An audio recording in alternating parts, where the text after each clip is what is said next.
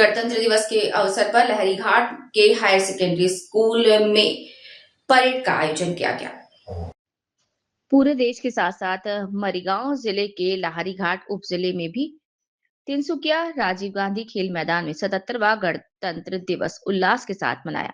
आज गणतंत्र दिवस में लहरीघाट सम जिले के अंतर्गत सरकारी और निजी क्षेत्रों को मिलाकर कुल 22 परेड कूच दलों और अन्य ने भाग लिया। परेड में अपनी सलामी प्रस्तुत की और निर्णायकों के मूल्यांकन के आधार पर लहरीघाट हायर सेकेंडरी स्कूल में पिछली बार की तरह इस बार भी प्रथम स्थान प्राप्त हुआ। द्वितीय स्थान और मेराबाड़ी आदर्श स्कूल रहा और तृतीय स्थान प्राप्त किया।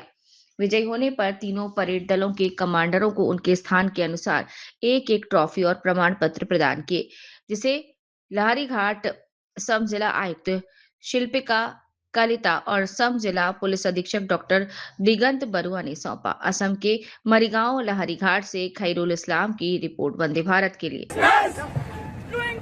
द्वितीय स्थान प्राप्त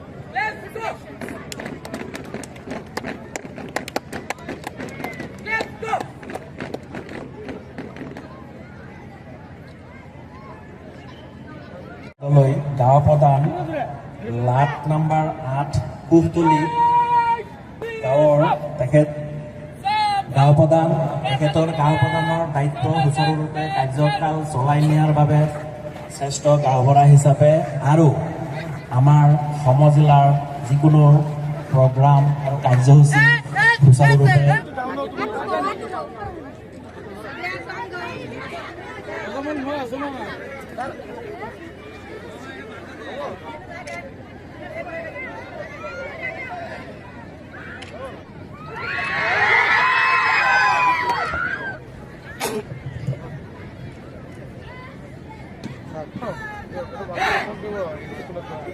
মুখ্যমন্ত্ৰীৰ সমগ্ৰ গ্ৰাম্য উন্নয়ন যোজনাৰ অধীনত লাহৰীঘাট সমজিলাত মুঠ 3খন বিদ্যালয় খেলপথাৰ ক্ৰমে বৰথল দলৈগাঁও উচ্চতৰ মাধ্যমিক বিদ্যালয়, মহিৰাবাৰী উচ্চতৰ মাধ্যমিক বিদ্যালয় আৰু মুৰাগাঁও হৰিচৰণ চৰকাৰী উচ্চতৰ মাধ্যমিক বিদ্যালয়ৰ খেলপথাৰৰ উন্নয়নৰ বাবে প্ৰতিখনতে 20 লাখকৈ টকা অনুদান লাভ কৰে।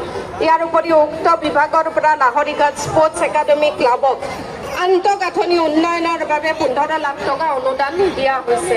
স্বাস্থ্য আৰু পৰিয়াল কল্যাণ